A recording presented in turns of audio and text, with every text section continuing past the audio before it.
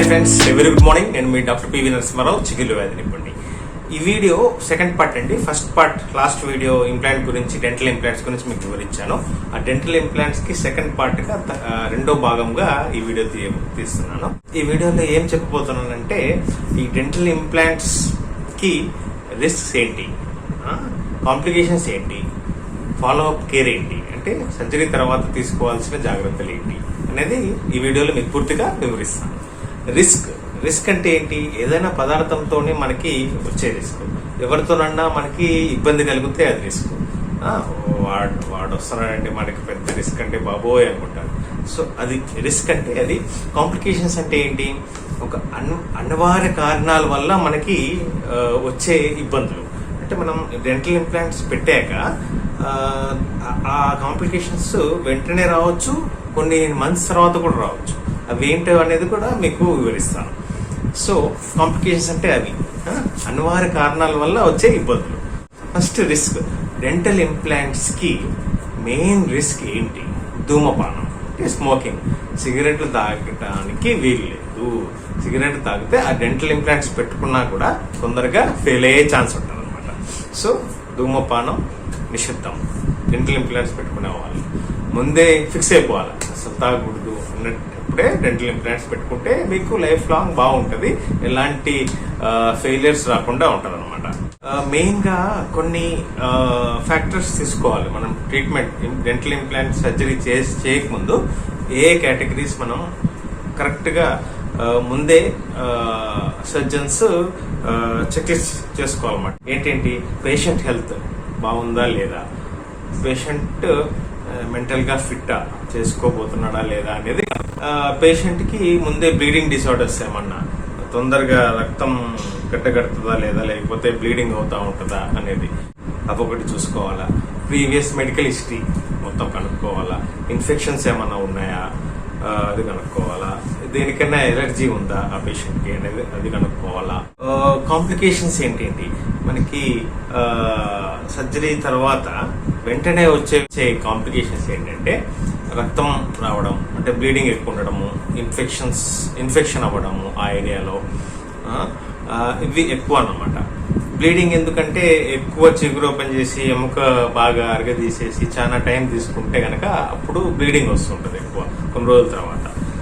ఇంకా ఇన్ఫెక్షన్స్ రాకుండా ఉండాలంటే ప్రతి 3-4 నెలలకి చిగురు క్లీన్ చేసుకోవాలి, మంచిగా టూత్ బ్రష్ చేయాలి, ఫ్లాసింగ్ చేయాలా, పళ్ళు స్కేలింగ్ కి రావాలి. 3-4 months కి మీ డెంటిస్ట్ ని కలిసి క్లీనింగ్ చేసుకోవాలి ఇంప్లాంట్ పెట్టుకున్న సర్జరీ తర్వాత. సో ఇవి చేసుకుంటే మీకు కాంప్లికేషన్స్ అనేది రావు. లేట్ గా వచ్చే కాంప్లికేషన్స్ అవేంటి?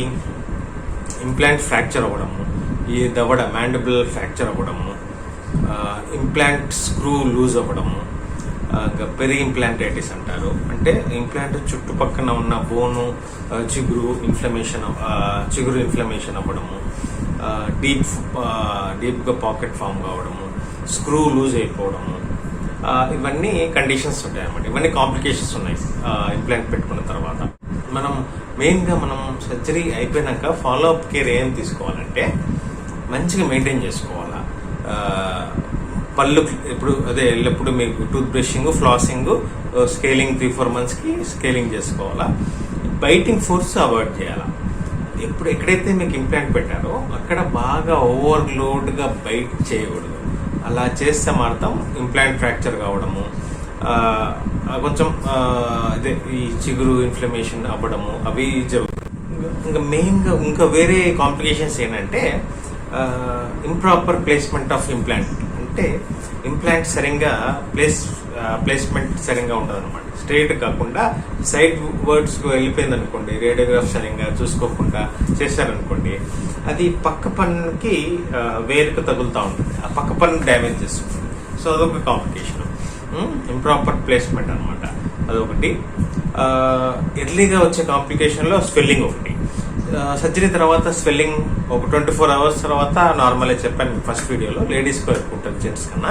సో అలాంటప్పుడు కోల్డ్ ప్యాక్ పెట్టుకోవాలా, యాంటీబయాటిక్స్ వాడాలా, పెయిన్ కిల్లర్ ఇనసైడ్స్ వాడాలా, కార్టికోస్టెరాయిడ్స్ వాడాలా. వచ్చి మనకి కింద దవడలో మ్యాండిబుల్ దగ్గర ఇన్ఫీరియర్ అల్వియోలర్ నర్వ్ అని ఉంటుంది. సో ఒకవేళ ఈ దవడల దగ్గర మనం ఇంప్లాంట్ పెడితే కనుక ఇంప్లాంట్ దాదాపు మనం జాగ్రత్త చూసుకోవాలి, ఆ నర్వ్కి డ్యామేజ్ కాకుండా స్క్రూ అనేది పెట్టాలి, ఇంప్లాంట్ స్క్రూ.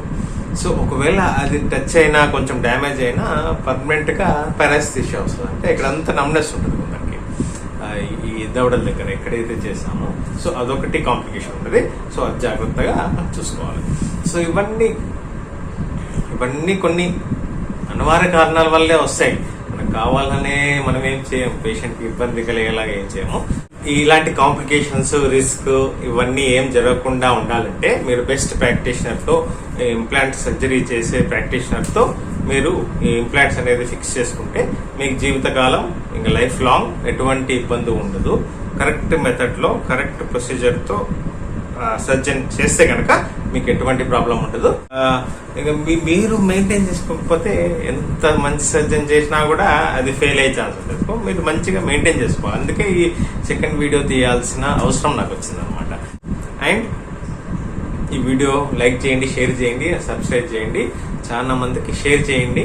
ఎందుకంటే పళ్ళు ఊడిపోతే కట్టించుకోవడం కన్నా డెంటల్ ఇంప్లాంట్స్ పెట్టుకొని ఒక్క పన్ను పెట్టుకోవడము, లేకపోతే పెద్దవాళ్ళకి అన్ని పళ్ళు లేకపోతే అన్ని పళ్ళకి ఫిక్స్డ్ డెంచెస్ పెట్టుకోవడము, తీసి పెట్టుకునే డెంచెస్ కాకుండా ఫిక్స్డ్ పెట్టుకోవడం ఈ ఇంప్లాంట్తో పెద్ద అడ్వాంటేజ్.